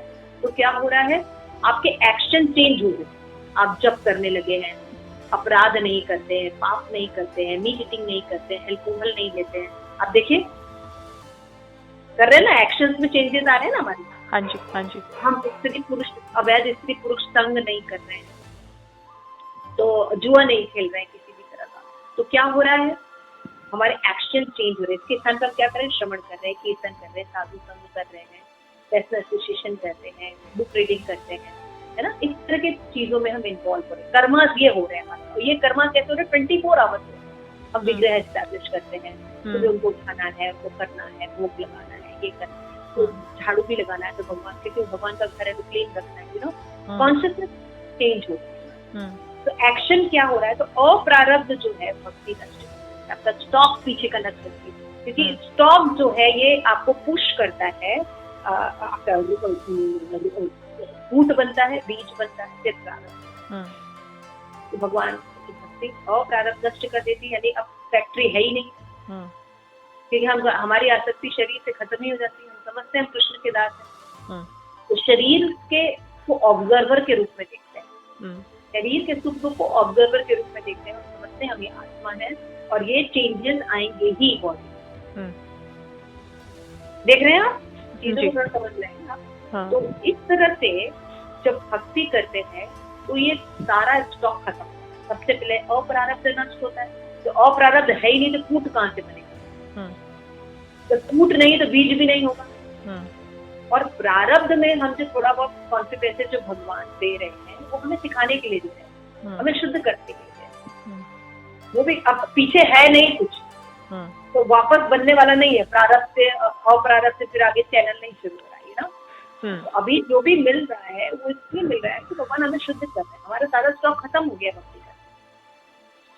इसलिए आप कह रहे थे जैसे अभी जैसे मेरे को या किसी को भी जैसे तकलीफ है तो मेरे पाप का फल है ये जो मैं अभी भुगत से, but this is for my purification. भगवान मेरे को अभी जब हम भक्ति करते हैं, जब आप किसी अधिकृत कहा जाता है शांति में कि जब आपने भक्ति करनी शुरू कर दी, प्रोसेस शुरू कर दिया और आपने जपना शुरू कर दिया, हरे कृष्ण कृष्ण कृष्ण हरे हरे, हरे राम राम राम हरे हरे, फिर मंत्र का आप जाप करने लगते तो आपकी आइडेंटिटी क्लियर हो जाती है। आइडेंटिटी क्लियर होती है तो फिर उसके बाद सारी प्रॉब्लम ठीक करने लगते हैं कि आइडेंटिटी अब क्लियर होगी कि मैं ये शरीर नहीं हूँ, मैं आत्मा हूँ। तो हमारा पूरा वर्क और डिजायर चेंज हो जाता है ना। बोला हमने चार्ट देखा था ना जी, कैसे फॉल्स आइडेंटिटी होती है, फॉल्स आइडेंटिटी से वैसी डिजायर होती है, डिजायर में थिंकिंग फीलिंग एंड फीलिंग होती है, फिर उसके हिसाब से एक्शन होता है। जब हम भक्ति करते हैं तो हमारी आइडेंटिटी चेंज होती है, समझते हैं अब ये शरीर ही आत्मा है, तो हमारी डिजायर्स अलग हो जाते हैं, थिंकिंग फीलिंग एंड फीलिंग अलग होती है, तो एक्शन भी चेंज हो जाता है। आप देखिए है ना। तो भक्ति जो क्या करती है, आपका स्टॉक खत्म कर देती है और प्रारब्ध। तो भक्त जो है ऐसे काम करता है कि वो बंधन ही नहीं रखता है यहाँ है ना। उसका कोई यहाँ पे उसको कोई इंटरेस्ट नहीं, जब तक भगवान चाहे वो यहाँ रहेगा, उसके बाद वो चेंज हो जाता है ना। उसको पता है दूसरी जगह सेवा है उसकी, और प्रारब्ध खत्म हो जाता है। समझ गया आप सर्कल? थोड़ा सा मैं समझाने की पता नहीं मेरी इतनी कैपेसिटी भी नहीं है, लेकिन नहीं आप अच्छा बता रहे हैं। नहीं मैं ये बोल रही हूँ कि जैसे अभी जैसे मेरे को ये प्रॉब्लम आया है, बट ठीक है मेरे को प्रॉब्लम आया, बट मैं आपको ये एक्सप्लेन करी थी, मैं भूल गई कि जब हम भक्ति करते हैं तो उस समय पाप के कारण रिजल्ट नहीं मिलते। ओके ये पाप के कारण रिजल्ट नहीं। जैसे अभी आप सोचिए, जैसे पांडव थे, पूरा जीवन दुख से ही भरा, क्या कहेंगे आप? पिछले जन्म के प्रारब्ध से नहीं, शिक्षा देने के लिए भगवान ने किया, क्योंकि वो तो स्वर्ग के देवता के अंश थे सारे। तो उनका तो कोई रिएक्शन था ही नहीं, कोई स्टॉक ही नहीं है। तो भगवान की लीला में पार्टिसिपेट करने आए थे, लोगों को शिक्षा देने आए थे। उसी तरह जब भक्त भक्ति करने लगता है तो उसका अप्रारब्ध सबसे पहले स्टॉक खत्म कर देते भगवान। पिछला जितना रिकॉर्ड है खत्म, भक्ति में कूद कर देता है। क्यों करता है ये मैं आपको समझा रही हूँ कि आप देखिए, भक्त का जो इंटरेस्ट ही नहीं रहता है कि उसको यहाँ रखा जाए, कहीं और भेज दिया जाए, शरीर में रहे ना रहे, ये सबसे ऊपर वही लगता है है ना। तो अप्रारब्ध नष्ट होता है तो कूट बनना बंद होता है, और फिर कूट ही नहीं है तो बीज कहाँ से बनेगा। तो उसका पाप का जो एक्शन होने वाला है वो सब बंद हो जाता है। अभी प्रारब्ध में जो उसको मिल रहा है ये भगवान की इच्छा से मिल रहा है, क्योंकि इसका तो पीछे स्टॉक ही नहीं है, तो एक्शन पाप का कहाँ से बात आ रही है। जब जीव भक्ति करता है तो पाप के कारण नहीं उसको दिक्कत आती है। तो भक्ति जब व्यक्ति करने लगता है, उसका अगर तिल मात्र भी प्रयास करता है, समझ रहे हैं, तो उसका क्या होता है, पाप के कारण उसको नहीं मिल रहा है, उसको प्यूरिफिकेशन के कारण। अब आप जैसे हमारे मूवमेंट में देखेंगे, कितने बहुत से शुद्ध भक्त श्री प्रभुपाद जी कितने बीमार हैं। हाँ, उन्होंने तो क्या पाप के कारण उनको मिला है? हाँ, नहीं कितनों के कैंसर के कारण मृत्यु हो गई। शुद्ध भक्त थे, शुद्ध ब्रह्मचारी, शुद्ध भक्त, तो क्या कहेंगे आप इसको? कोरोना के कारण मर रहे तो क्या कहेंगे आप इसको? तो आप देख नहीं पा रहे हैं। नहीं उनका कोई फर्क नहीं पड़ता कि शरीर कैसे गया। उनको पता है शरीर के प्रभुपाद को जो मर्जी हो सिखाने के लिए, करने के लिए जो भी एक्शन रिएक्शन, तो वो पाप के कारण नहीं हो रहा है, प्यूरिफिकेशन होता है, इच्छाएं होती है, भगवान की अलग अलग योजनाएं होती है, उसके कारण उसके जीवन में हो रहा है। हर वक्त जो हो जाता है, जो अच्छी भक्ति करना लगता है, तो उसके जीवन में जो दुख आता है वो नहीं हो रहा है, क्योंकि आपका, मैंने बताया ना, अप्रारब्ध नष्ट कर दिया। स्टॉप। हरिनाम, हरिनाम के महत्व आपने देखा है ना, कि हरे कितना महत्व है बोलना, सब देखा है आपने, पढ़ा है कि हरे कृष्ण महामंत्र जप की कितनी महिमा है। तो आपका स्टॉक खत्म हो गया। ये भानु महाराज ने बहुत अच्छे से एक्सप्लेन किया है, तो आप देख सकते हैं। तो इस तरह से पाप का बीज खत्म हो गया, और कोई प्रोसेस में पाप का बीज परिवर्तन नहीं होता। इसीलिए बार बार बार बार बार बार जीव जो है पाप करता है। बनना है केवल भक्ति के द्वारा। आपको याद होगा श्री प्रभुपाद ने एक्सप्लेन किया था कि राजा परीक्षित पूछते सुखदेव गोस्वामी से कि पश्चाताप करने का तो आप बहुत अच्छा उपाय बता रहे कि ठीक है पश्चाताप करना चाहिए, लेकिन पश्चाताप से फिर से हम पाप करते हैं, पश्चाताप करते हैं फिर पाप करते हैं। पश्चाताप तो कर रहे हैं, भक्ति नहीं कर रहे हैं, तो जड़ पर वर्क नहीं हो रहा, हमारी आइडेंटिटी नहीं सुधरी ना। आप पश्चाताप तो कर लिए, लेकिन आपको भक्ति नहीं है, तो अविद्या का नाश हुआ ही नहीं आपसे, अस्मिता पर वर्क हुआ ही नहीं आपके, तो आप फिर से पाप करेंगे ना। तो कोई भी प्रोसेस, ज्ञान, कर्म, योग, कोई भी प्रोसेस पाप के बीज को नष्ट नहीं करती। पाप का बीज अविद्या होता है, और अविद्या केवल भक्ति से नाश होती है। जब संबित, संदनी और अलादनी शक्ति आप पर वर्क करती है, तब जाके जीव की वास्तविक पोजीशन डेवलप होती है, भक्ति की कृपा से, गुरु की कृपा से। तो जीव अपनी ओरिजिनल पोजीशन में आ सकता है। तो ये चीजें मानी, ठीक है। तो पाप जो है, पाप पर जो वर्क होता है, जड़ से पाप केवल कैसे खत्म होता है? भक्ति कर, भगवान की अथॉरिटी के परंपरा, गुरु शिष्य परंपरा में जब भक्ति करते हैं, तब पाप की जड़ पर प्रहार होता है। तो कैसे होता है, ये मैंने आपको बताया कि सबसे पहले अप्रारब्ध नष्ट हो जाता है, स्टॉक खत्म होता है, क्योंकि ये अप्रारब्ध के कारण कूट हो रहा है, और कूट के बाद वो बीज बनता था, बीज से फिर प्रारब्ध यानी मिलता था, तो स्टॉक ही नहीं रहेगा। जीव की जो भक्त होते हैं, उनकी कोई इच्छा नहीं होती है कि जगत में बने रहें। रहती है? नहीं रहती। अच्छे जो भक्त होते हैं, उनकी कोई इच्छा नहीं, तो इतना पता होता है कि उनको फर्क नहीं पड़ता है, उनको कोई फर्क नहीं पड़ता। जय पताका महाराज है, उनको फर्क नहीं पड़ रहा है, क्या प्रॉब्लम, फर्क नहीं पड़ता है इस समय शरीर। तो जय पताका महाराज वगैरह को देखने से पता चलता है कि जब वो ये बोलते हैं, I am not this body, I am soul, तो समझ में आता है, हाँ ही इज सोल। बॉडी के लेवल पर तो बहुत ही हालत खराब है, तो हम प्रमाण भी देख रहे हैं ना। तो साधना भक्ति के फलस्वरूप अविद्या, क्लेश, प्रारब्ध, पाप सब विनष्ट होने पर हमको के देह में सद्गुण का उदय होता है। इसको शुद्धता कहते हैं, ठीक है ना। कहते हैं चैतन्य से कहा है, कृष्ण भक्ति कृष्णेर गुण सखिले सच्चा।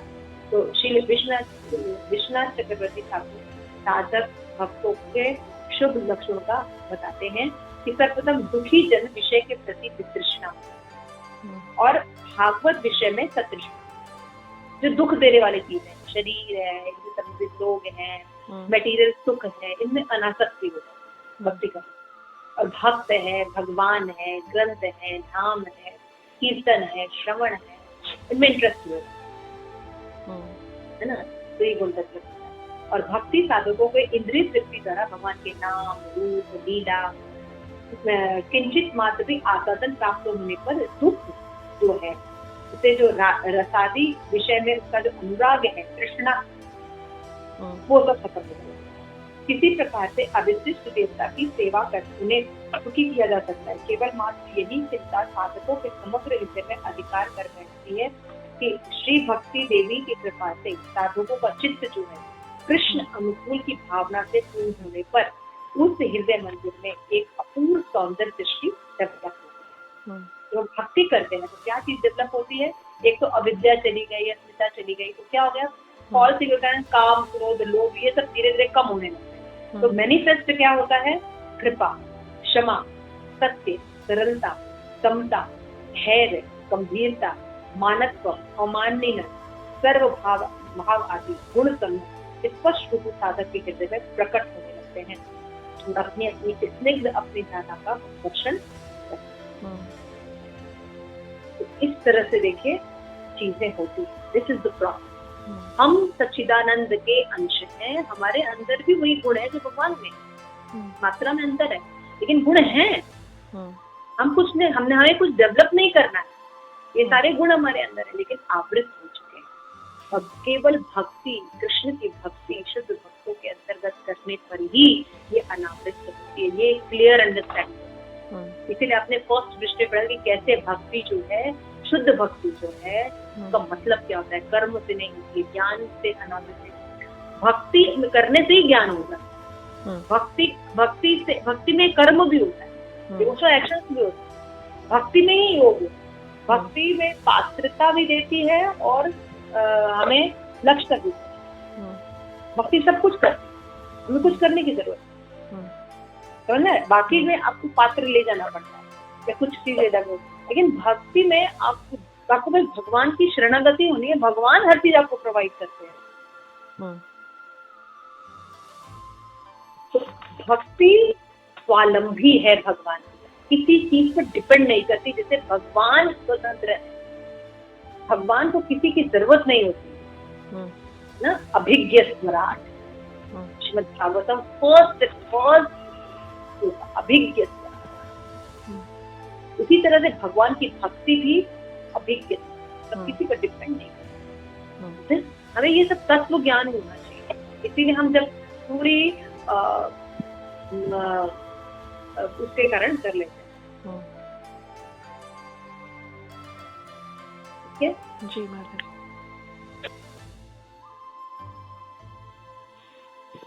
ओके, तो फिर उसके बाद हमने देखा कि अशुभ वृत्ति अशुभ की प्राप्ति हो जाती है। हमने पढ़ा कि भक्ति जो है कैसे जो है क्लेशग्नि और शुभदा इन दोनों को प्रफुल्लित करती है। तो भक्ति में हमने देखा कि कितने प्रकार के क्लेश होते हैं जिनका नाश होता है। ये सब सेकंड शावर में बहुत अच्छे से समझाएंगे। अविद्या, अस्मिता, राग, द्वेष, अभिनिवेश, ये सब में प्रॉब्लम होता है। उसके बाद हमारा आता है प्रज्वल क्रिया। तो श्रद्धा का उदय मैंने बताई थी। श्रद्धा के बारे में मैंने बताया कि श्रद्धा भक्ति में वर्णित विषय में दृढ़ विश्वास है ना। फिर इसमें श्रद्धा जो होती माता जी दो प्रकार की, एक स्वभाव की और दूसरे व्यक्ति के द्वारा किसी प्रकार जबरदस्ती पैदा की गई। एक होता है स्वभाव की श्रद्धा, मैंने बताया ना आपको, अपने आप ही होती है भगवान के दर्शन। और एक होता है कि कोई जबरदस्ती शास्त्र के अनुसार या गुरु कह रहे हैं और करने तक लगता है। तो श्रद्धा जो है ये दो प्रकार है। श्रद्धा से भक्ति साधन का प्रथम स्तर होता है। और इस तरह से श्रद्धा जो अगर हमारी दृढ़ होती है तो श्रद्धा शब्द विश्वास से मैंने बताया कहे तो दृढ़ होते। श्रद्धा एवं शरणागति एक ही तात्पर्य समझना चाहिए। तो शास्त्र में दृढ़ विश्वास ही श्रद्धा कहलाती है। जो शरणागति नहीं है इसके लिए का उपदेश नहीं है। ऐसे शास्त्र श्रद्धा उदित होने पर शास्त्र के इसके लक्षण, मतलब शास्त्र में जब शास्त्र के अनुसार शास्त्र में हमारा प्रेम उत्पन्न होता है, भक्ति करते हैं, तो उसको कहते हैं श्रद्धा। ठीक है ना। तो एक होता है स्वभाव की, एक होता है फोर्सफुली, शास्त्र शासन के द्वारा। तो श्रद्धा का पहला लक्षण होता है कि शास्त्रों में दृढ़ विश्वास होता है।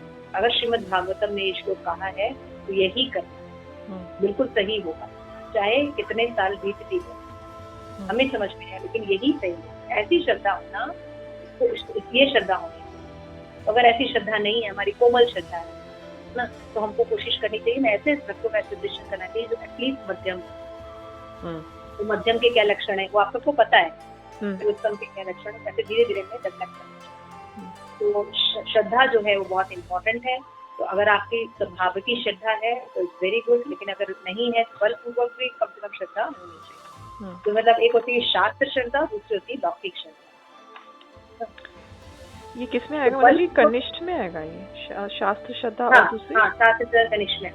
ये बलपूर्वक उत्पन्न लौकिक श्रद्धा जो सत्संग और सत्कृपा से उत्पन्न नहीं होती बल्कि दूसरे लोगों को देखकर अनुष्ठित होती है। वैसी श्रद्धा शुद्ध भजन में कोई विशेष उपयोगिता नहीं। जी गोस्वामी ने कहा है कि एक होती है रुचि प्रधान और एक दूसरी होती है विचार प्रधान। जी गोस्वामी ने ये तो विश्वनाथ चक्रवर्ती ने सखाव की और जबरदस्ती को बताया। और उसके बाद जीव गोस्वामी का एक रुचि प्रधान श्रद्धा होती है, विचार प्रधान श्रद्धा होती है। यानी श्रद्धा जो होती है दो प्रकार की होती है। भक्ति में श्रद्धा लाभ करने का क्रम क्या है कि सत्संग के फलों से सत्य के प्रति श्रद्धा उत्पन्न होती है, सत्पुरुषों के प्रति श्रद्धा होती है, फिर उनसे हरि कथा में रुचि उत्पन्न होती है और फिर हम भागवत आगे के चलने लगते हैं। ठीक है ना। तो फिर हम श्रवण करते हैं, फिर उपक्रम उपसंहार, फिर अभ्यास करते हैं, अर्थवाद उत्पत्ति, ये सब शास्त्र को हम अच्छे से धीरे धीरे समझते हैं। धीरे धीरे विश्वास ये जो कह रहे हैं यही सही है। भगवान अपने सब प्रकार के आविर्भाव के सर्वशक्ति भगवान परम करुण रूपों में विराजमान और भक्त जन जब भक्ति करते हैं यही उनका कर्तव्य है, ऐसा निश्चित विश्वास हो जाता है साधु भक्ति। केवल कृष्ण भक्ति ही सब कुछ है। तो जब हम ऐसा एसोसिएशन करेंगे तब तो होगा ना। तो श्रद्धा लेवल पर हमें चेक करना चाहिए कि हमारी श्रद्धा कैसी है। अगर हमारी श्रद्धा कोमल है तो हमें सुदृढ़ करने का कोशिश करना चाहिए, ऐसा संग करना चाहिए। ऐसे साधु के लक्षण भी मैंने आपको बता दी। फिर साधु क्या होते हैं कि श्रद्धा को उत्पन्न करने में साधु जो है परम प्रिय गुरु जो होते हैं वो बहुत इंपॉर्टेंट होते हैं। ये परंपरा में होने चाहिए और ऐसे गुरु से हमें दीक्षा लेनी चाहिए। गुरु जो हो वो सजातीय हो, वेरी इंपॉर्टेंट। सजातीय जिसमें बताया है कि जो गुरु होते हैं उसके लक्षण है, इट इज वेरी इंपॉर्टेंट कि जो वेद और वेद के तात्पर्य श्रीमद् भागवतम आदि भक्ति शास्त्रों में पारदर्शी का मतलब होता है एज इट इज रिप्रेजेंट करने वाला हो, ओके, मेंटल स्पेकुलेशन न करता हो और शास्त्रीय प्रमाण और युक्ति शिष्य के संशय का छेदन करने में समर्थ हो। शिष्य को अगर कोई प्रॉब्लम है, कुछ दिक्कत है तो वो बता सकेगी क्या प्रॉब्लम है और उसको कैसे दूर किया। और दूसरी बात होनी चाहिए कि उसे दृढ़ विश्वास और निष्ठा के साथ भगवान का भजन और भगवत अनुभूति प्राप्त हो। तो खुद का दृढ़ विश्वास होना चाहिए साधु का। पहला लक्ष्य है कि वेद आदि में उसका नॉलेज होना चाहिए और संशय छेदन की क्षमता होनी चाहिए। दूसरा है उसका सुदृढ़ विश्वास होना चाहिए भगवान पर और भगवत भक्ति पर। और फिर तीसरा लक्षण बताया कि उन्होंने भगवान की कृपा शक्ति प्राप्त कर रखी हो और अपरोक्ष अनुभव प्राप्त भी किया और शिष्य के हृदय में भी वो भक्ति का संचार कर सके, इसके लिए वो सक्षम भी हो, है ना। हमें उसमें गुरु अष्टक में कहते हैं ना कि गुरु जो होते हैं वो श्री राधिका माधव यूर पार माधुर्य लीला गुरु रूप नाम, वो खुद माधुर्य रस का सब अनुभव किए होते हैं और कैसे होते हैं हमें दे सकते हैं, है ना। जिनके पास सीड होगा वही जो देगा, तो इसकी कैपेबिलिटी होनी चाहिए। तो ये थर्ड लक्षण है। और फोर्थ लक्षण होता है जो काम क्रोध लोभ आदि के वशीभूत नहीं होता। ये चार लक्षण अगर किसी में है तो वो हमारे गुरु। हम देखते हैं हमें ये सब नॉलेज से बाद में प्राप्त हो रहा है, लेकिन अगर हम एक परंपरा से जुड़े हैं तो ऑलरेडी ये चीजें हैं। देख रहे हैं हमें नॉलेज बाद में प्राप्त हो रहा है, डेवलप कर लिया है। हाँ, लेकिन हमको सब मिल गया तो हम देख पा रहे हैं कि हम करेक्ट। कितना फर्क पड़ता है कि आपको नॉलेज हो या ना हो, लेकिन you are getting the first class treatment, top of the line हमारे को मिला, टॉप ऑफ द लाइन आपको सब कुछ पता है। तो आप जब चेक करेंगे तो आप देखेंगे कि खाली परंपरा में रहने से हमें वो सब चीजें प्राप्त है, ऑलरेडी टॉप चीजें प्राप्त। तो ये चार लक्षण हैं। माता जी साजातीय का मतलब होता है एक जैसा सोच, एक जैसा साजातीय। साजातीय मतलब अभी मैं एक्सप्लेन करें उसमें, जैसे रूप गोस्वामी ने भी बताया ना गुरु पद आश्रय, उन्होंने चौथे टंग बताया। गुरु पद आश्रय वेरी इंपॉर्टेंट। तो मैंने बताया इस प्रकार सदगुरु के चरण कमल का आश्रय करने के पश्चात श्री गुरु के समीप बैठकर वैष्णव सदाचार आदि ज्ञान की शिक्षा लेना एक शिष्य का कर्तव्य है। और सजाति यानी स्निग्ध और भक्ति पद अभिज्ञ महापुरुषों के संग रूप स्वभाव उदय। सजाति का मतलब होता है रस, कौन से रस में होते हैं। अच्छा, हम लोग का जो रस है वो है माधुर्य रस। माधुर्य में भी परकीय भाव, है ना। और हमारे जो आचार्य हैं वो श्रीमती राधा रानी के भक्त हैं, यानी माधुर्य रस का भी जो परकीय भाव है उससे भी ऊपर, यानी प्रेम के भी ऊपर हो जानते हैं। है ना। ओके, तो हम लोग को तो कोई रस्सी नहीं रस्सी हमें तो कोई पता ही नहीं, हमें तो हम लोग को ऑलरेडी इतना टॉप मोस्ट मिला हुआ है कि पता नहीं। इसलिए साधु संग चेक करना चाहिए कि साधु में 4 क्वालिटी नहीं है तो हमें देखना चाहिए, वहाँ पे सुधारना चाहिए।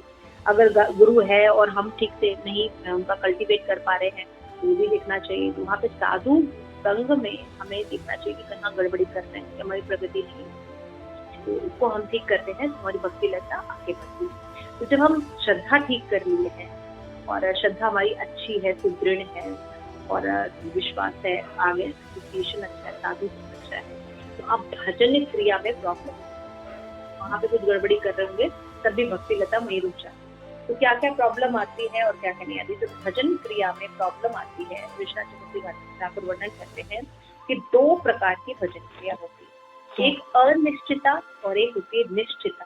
निष्ठा अरे ना निष्ठा।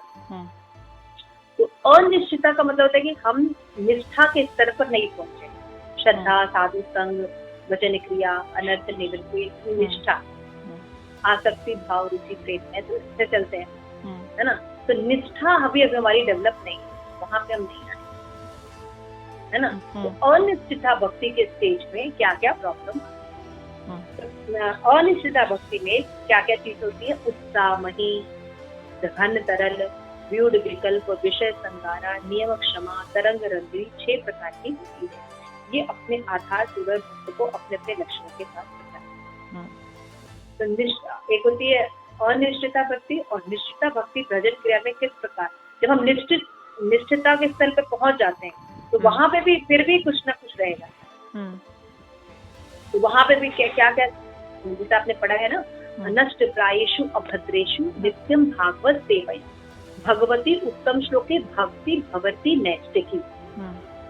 केवल भागवत का रोज श्रवण करने से हमारे जो प्रायः जो अभद्र है वो नष्ट हो जाते हैं, लेकिन कुछ रह जाते है ना। तो वो भी कौन कौन से हैं उसके बारे में भी बताया है। निश्चिता स्तर पे भी होता है, उससे भी भजन जैसे शिथिल हो जाता है, आगे प्रेम भाव तक नहीं जा पाता, तो उसको समझना होगा। इसको हम शॉर्ट में ही ले लेते हैं। मतलब जी करते हैं ना, शॉर्ट मत करो, आप कल कर लेंगे बाकी का, तो इसको अच्छे से करेंगे क्योंकि अभी शॉर्ट में बस बता देंगे कि फिर वो रह जाता है।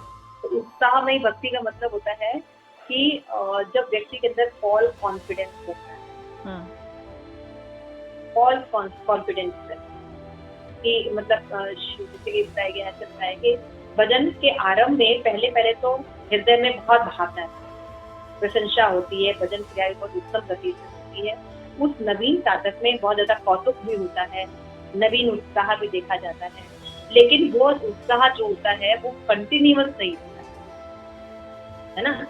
और क्या होता है, वो समय पर डिक्रीज होता है, नियम को ठीक से पालन नहीं कर पाता। जो 16 मालाएं सूर्य बहुत अच्छे से करता है, लेकिन फिर उसके बाद 6 माला ही हो पा रही है, तो उत्साह नहीं होता है ना। उत्साह होता है लेकिन फॉल्स लेवल पर होता है।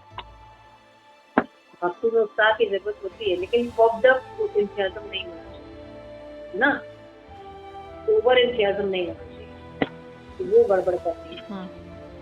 और घन तरल का मतलब होता है कि the same child at that time engaged in study and yet another time due to inability to understand the structure of lacking of real faith। जो कहते हैं कि जैसे नवीन शास्त्र का अभ्यास है, लेकिन अभ्यास अभी गाढ़ा नहीं हुआ, वो उस प्रवेश में न होने के कारण, वो पढ़ने में रस न आने के कारण अध्ययन में फिर वो शिथिल हो जाता है। भागवत शुरू किया, थोड़ा सा पढ़ना शुरू किया, लेकिन फिर गड़बड़ कुछ हो गया, फिर भागवत गीता पढ़ना शुरू किया, थोड़ा सा लगा, फिर उसके बाद किया, फिर शिथिल हो गया। घन तरफ करता है फिर छोड़ देता है ना। तो ये होती है घन तरह की सिचुएशन। कौतुक प्रारंभ में तो केवल खाली उसके अंदर कौतुक का भाव होते हैं, उत्साह होता है, लेकिन फिर धीरे धीरे वो होता है। तो जैसे बताया, जिस प्रकार नवीन शास्त्र मन ही मन अपने को पंडित समझता है और अध्ययन में लग जाता है, परंतु अध्ययन के विषय कठिन होने पर वो अपने आप को असमर्थ पाता है ना। तो फिर क्या होता है, उसका अध्ययन जो है शिथिल छोड़ देता है, इसलिए वो पूरी चीज कंप्लीट नहीं कर सकती ना। तो जब हम कुछ चीज कंप्लीट नहीं कर रहे हैं तो क्या होगा, हमें एक सही प्रोसेस में कंटिन्यूअस ज्ञान नहीं मिल रहा है, इस प्रकार अध्ययन करने की कभी गाढ़ता और कभी शिथिलता आती है, इसलिए हम निश्चितता भक्ति पर नहीं पहुंच पाते। ठीक है ना। अगर हमारा फॉल्स कॉन्फिडेंस है तो उत्साह तो बहुत रहेगा, लेकिन बाद में तुरंत शिथिल होगा। लेकिन जो अच्छे भक्त होते हैं वो अपना उत्साह मेंटेन करते हैं, है ना, थ्रू आउट रहता है। और घन तरल में कभी करते हैं, उत्साह शुरू करते हैं, लेकिन फिर उसके बाद वो कठिन लगता है, तो फिर क्या होता है, उनका उत्साह जो है वो दल पड़ता है। इस प्रकार अध्ययन काल में कभी गाढ़ता कभी शिथिलता दिखाई देती है ना। और भजन क्रिया में गाढ़ता और विघ्न होने पर भजन क्रिया ठीक से निर्वाह नहीं है ना। कभी भक्ति करेंगे, कभी जप करेंगे, कभी चौखट माला कर लेंगे, कभी 2 माला भी नहीं होती है ना। तो कभी 2 घंटे स्टडी होगी, कभी 10 घंटे स्टडी होगी, ऐसा होता है। इस प्रकार भजन क्रिया कभी गाढ़ता आती है, कभी उसमें निश्चितता। तो ये अगर प्रॉब्लम है तो हम निश्चितता भक्ति पर नहीं पहुंचते। इससे जो अच्छे भक्त होते हैं क्या होते हैं, वो टाइम शेड्यूल बनाते हैं कि अब मैं 16 माला कर पा रहा हूँ, किसी परिस्थिति में 16 माला तो करना ही, अब मुझे 2 माला और बढ़ानी। समझ रहे मतलब, स्टेप बाय स्टेप चलता है। अभी रीडिंग मेरी आधा घंटा हो रही है, मुझे श्रीमद् भागवतम भक्तों के संग में धीरे धीरे पढ़ के कृपा के द्वारा कंप्लीट करना। भगवत गीता मुझे कंप्लीट करना है ना। तो क्या करना है, ठीक है, जिस दिन अच्छा टाइम मिल रहा है उस दिन ज्यादा पढ़ लेंगे, लेकिन जिस दिन टाइम में एटलीस्ट मैं 10 मिनट तो जरूर पढ़ूंगा श्री प्रभुपाद की, क्योंकि केवल नित्यम भागवत सेवन करने से ही निश्चिता भक्ति आ जाती है। देख रहे हैं आप, अंतर देख रहे हैं जी। तो जब ये सब चीजें नहीं रहती हैं तो ये विघ्न डालती है, निश्चित भक्ति के स्टेज पर नहीं पहुंचते। तो भजन क्रिया में सब पहला घर सरल हो गया, फिर व्यूढ़ विकल्प आ जाता है।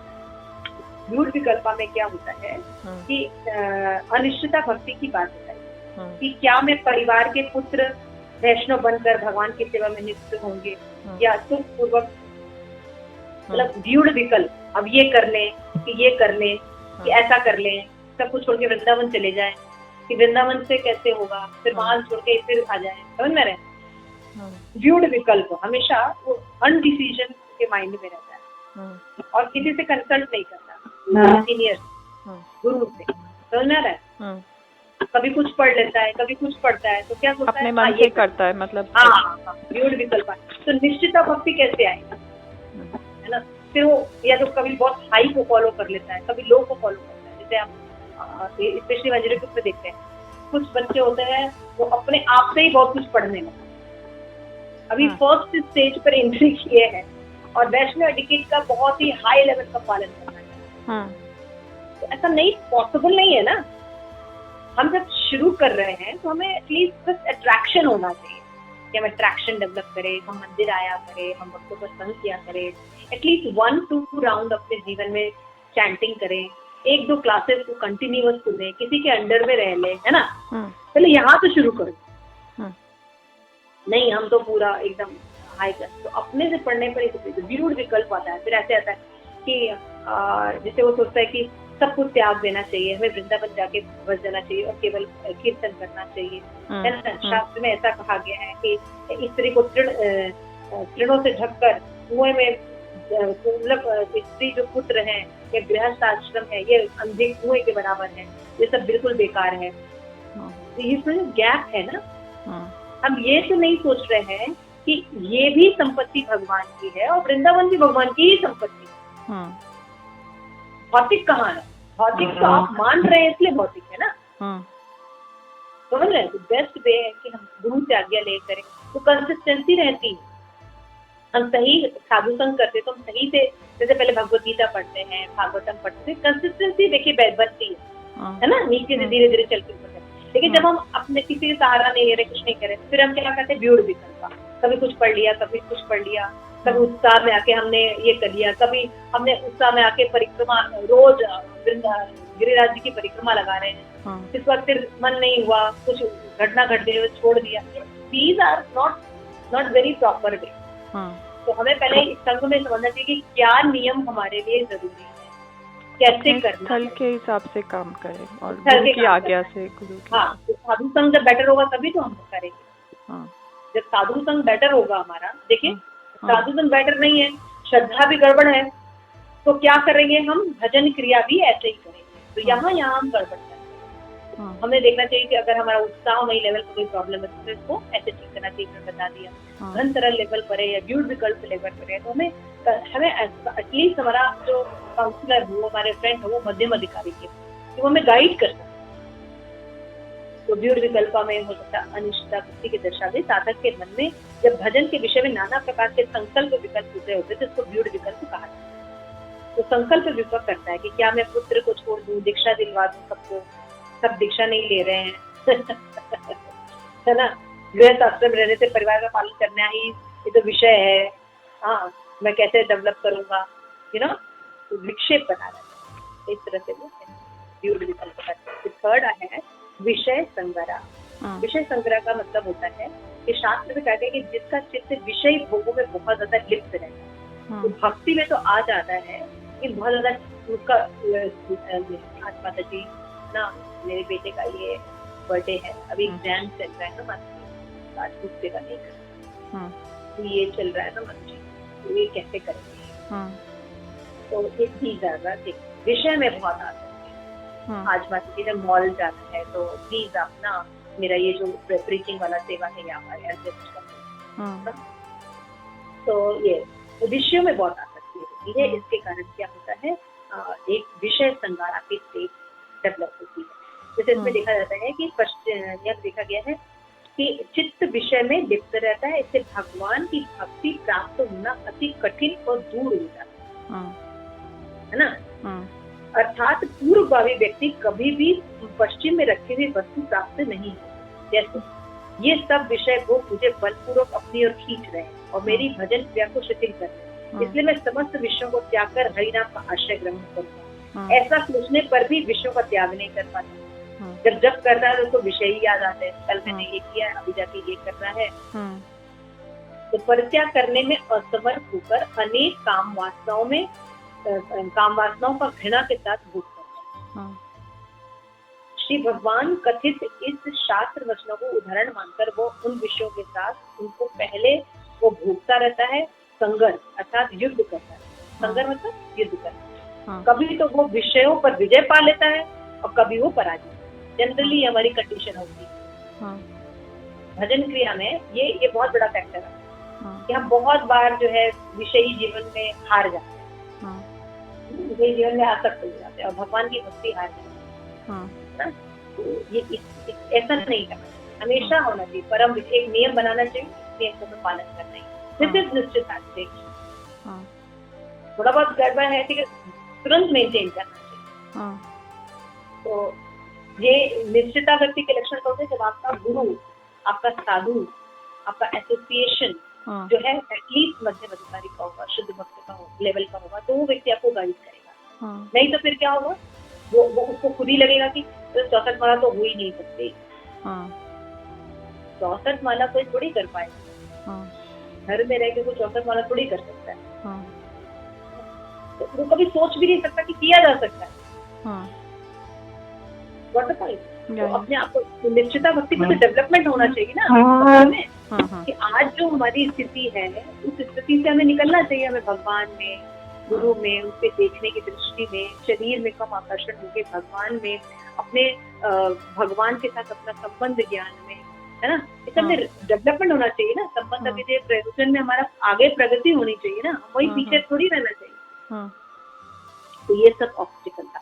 विषय संगार, ये विषय संगारा जो है ये पूरी तरह से जाने में समय लगता है क्योंकि हमारी आसक्ति विषयों में बहुत है। इसलिए हम कभी कभी प्योर एसोसिएशन या प्योर भक्ति को नहीं करते। लेकिन जब हम धीरे धीरे आगे बढ़ते हैं और अच्छा एसोसिएशन करते हैं तो वो हमें एक चार्ट बना के देते हैं कि देखिए आप ना इसको फॉलो कीजिए और कोशिश कीजिए ये चीजें आपकी मेंटेन डेली बेसिस पर आप ये कीजिए, मंथली बेसिस पर आप ये कीजिए। तो एटलीस्ट वो एक साइन को हम अगर अचीव करते रहते हैं तो निश्चित स्टेज पर रहेंगे, एक पैटर्न फॉलो करेंगे। हाँ, these are the problem। तो भजन प्रवीण साधक का चित्त अनादि संस्कार वश विषय भोगों के प्रति स्थापित रहता है। तो मन अत्यंत कठिन। और दूसरी बात, इस प्रकार पूर्वगामी व्यक्ति कभी भी पश्चिम में रखी वस्तु प्राप्त नहीं कर सकता। इसलिए हमें समझना होगा कि जात श्रद्धा नहीं। जो साधक कभी भी विरक्ति को दुख बुद्धि रखता है, लीला अवस्था श्रद्धालुता को जानता है कि सभी भोग वस्तुएं दुखद स्वरूप है, इतना जानकर भी उसको परित्याग करने में असमर्थ रहता है। उसे चाहिए कि उन भोगों को तो भोग ले, परंतु उसे सच्चे हृदय से दुख होना चाहिए और मन ही मन निंदा करनी चाहिए और उसको भगवान से प्रार्थना करनी चाहिए। तो धीरे धीरे भगवान जो है उसके हृदय में जो भोग वासना है उसको निकालते हैं। ठीक है, अगर हम धीरे धीरे करें, जब निंदा करते हैं तो विषयों का पराजय, और जब विषयों का भोग करते हैं तो हमें भक्ति का पराजय होता है ना। तो ये सब ध्यान रखना चाहिए। तो विषय संहार का जो स्टेज है, इससे कैसे बन सकते हैं, एक डिसिप्लिन मेथड अपना, एक सही एसोसिएशन में रहेंगे। नियम क्षमा, ये भी बहुत इम्पोर्टेंट है। इसके पश्चात नियम क्षमा का दशा का वर्णन होता है।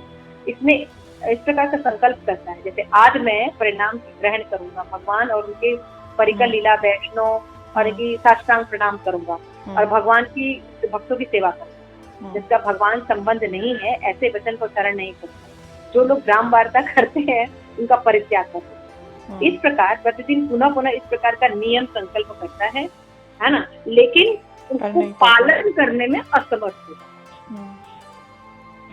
नियमक्षम, नियम बनाता है लेकिन नियम को पालन नहीं कर पाता। ठीक है ना, इसलिए साधक को इस अवस्था को नियम क्षमा कहते हैं। विषय संगारा और नियम क्षमा में भेद। विषय संगारा की दशा में विषय को त्यागने में समर्थ नहीं होता और नियम क्षमा में भक्ति के उत्कर्ष साधन करने की क्षमता नहीं, समझ रहा है, असमर्थ हो। विषय संगारा में विषयों को त्याग नहीं पाता, असमर्थ होता है। लेकिन नियम क्षमा में जो उत्कृष्ट साधन है उनको अपना नहीं पाता। जैसे 16 माला करनी चाहिए, ब्रह्म मुहूर्त से करनी चाहिए, स्नान करके करनी चाहिए, यू नो, ये नियम को मेंटेन नहीं कर पाता। दिस इज नियम क्षमा। तो ये प्रॉब्लम होने पर ये भजन क्रिया की प्रॉब्लम है। तो इस दशा में भजन में श्रद्धा की वृद्धि होने से भजन विषय नियमों का पालन करने की आवश्यकता की उपलब्धि होती है।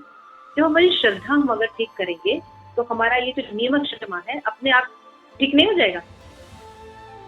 श्रद्धा हमारी दृढ़ होगी कि नहीं, इस नियम को पालन तो करना ही है, 16 माला तो करना ही है हमें। और अगर हम सतोगुण में 16 माला करेंगे तो हमारी प्रगति अच्छी हो जाएगी। यदि हम अपराध से बच के चलेंगे तो हमारी प्रगति अच्छी हो जाएगी। समझ रहे हैं? तो हमें इस नियम को पालन करना ही पड़ेगा। ठीक है ना, समझिए मतलब। तो श्रद्धा को ठीक करने पर नियम क्षमा, किंतु विषय आसक्ति का नाश नहीं होने पर वैश्विक प्रयोजन का बलवत्ता रहने के कारण भक्त विषयक नियमों को भली भांति प्रतिपादन करना संभव नहीं हो पाता। क्यों नहीं संभव हो सकता? क्योंकि उसकी आसक्ति होती है, विषय आसक्ति। इसके कारण वो इतना दृढ़ता से उस चीजों को नहीं ले पाता भक्ति, तो इसलिए वो पालन नहीं करता। अगर आप इम्पोर्टेंट समझेंगे तो आप उसको पालन करेंगे ना जी। अगर कोई चीज को हम इम्पोर्टेंट नहीं समझेंगे तो उसको नहीं पालेंगे। जैसे मान लीजिए कहा गया है हमारे मूवमेंट में, माना जी प्रचार को बहुत इम्पोर्टेंट कहा गया। जनरली आप सुनते होंगे कि वो लोग कहते नहीं हम बोल नहीं पाते, है ना जी। लेकिन आप अगर उनको ध्यान से देखिए तो वो जब अपने ग्रुप में होते हैं, अपने संघ में होते हैं, खूब बातें करते हैं। आज ऐसा हुआ, आज ऐसा हुआ, आप देखिए। तो बोलना नहीं आता ऐसा नहीं है, इच्छा मतलब वो इच्छा नहीं है, राइट थिंग करने का समझ भी नहीं आ रहा है कि भक्ति जो है अपने बल पे नहीं की जाती है। कृपा आप शुरू करेंगे तो कृपा के द्वारा आपको आता जाएगा जी। हम अपने बल पर भक्ति करना है। व्हेन आई एम परफेक्ट दे कहना है। भक्ति में मुकम करोति वाचन है। जब जीव ये समझता है कि मैं नहीं कर सकता, मैं बिल्कुल ये हूँ, मैं बिल्कुल असहाय हूँ, मैं बिल्कुल पापी हूँ, तुम रक्षा करोगे तो होगा, तब होगा। This is the right stage, actually this is the right stage in bhakti. लेकिन मटेरियल वर्ल्ड में हमें स्वावलंबी बनाना बताया गया, हमें ट्रेनिंग गलत मिली है, हर चीज को खुद से करने का सिखाया, हमें शरणागत भाव नहीं सिखाया। भक्ति तो पूरा डिपेंड, कैसा डिपेंड, कठपुतली की तरह। आप समझते कठपुतली की तरह, कठपुतली की कोई डिजायर नहीं। तो यहाँ पे नियम क्षमा, नियम को अपनाता है लेकिन उसको पालन नहीं करता। और ये है तरंग रंगनी, ये बहुत इंपॉर्टेंट है। इसमें भी है कि भक्ति में जो क्या करता है, इसके पश्चात तरंग रंगनी की दशा आती है, भक्ति स्वभाव की, जिससे भक्ति उदित होती है, उसके प्रति सब लोगों की स्वभावस्ती अनुरक्ति हो जाती है और लोगों के अनुराग फलतु उसके संपत्ति की भी प्राप्ति होती है। यानी प्राचीन काल जो ऋषि का ये कथन है, भक्ति से उत्पन्न या प्राप्त होने वाले लाभ, पूजा, प्रतिष्ठा, है ना, विभूतियां, ये जो है भक्ति लता की उपशाखा है। इन उपशाखाओं से भक्ति महासागर के तरंगों रूप में वर्णित किया गया। भजन क्रिया इस अवस्था में साधक अपनी भजन क्रिया के इन तरंगों में प्रभावित हो जाता है। जब भक्ति करते हैं तो उनको पूजा मिलता है, लाभ मिलता है, प्रतिष्ठा मिलती है, तो हमें इसमें अच्छा लगता है। आपने बहुत से भक्तों को सुना होगा, नहीं मोटिवेशन तो होना ही चाहिए ना, एक्टिंग तो देनी ही चाहिए, तभी तो हम आगे करेंगे। अपने ग्रुप में अच्छा लगता है कि यहाँ तारीफ हो रही है, यहीं पे तारीफ हो रही है, हाँ ये जैसा बिल्कुल सही है ना। तो ये सब जो चीजें हैं ये तरंग रंगनी, तो यानी समझना चाहिए कि हम जो हर दशा में नहीं कर पा रहे हैं और जब हमें ये विशेष परिस्थिति मिलती है तब हम कर पा रहे हैं, तो हम तरंग रंगनी से प्रभावित हैं, है ना। इसको जाने में टाइम लगता है, पूजा लाभ प्रतिष्ठा।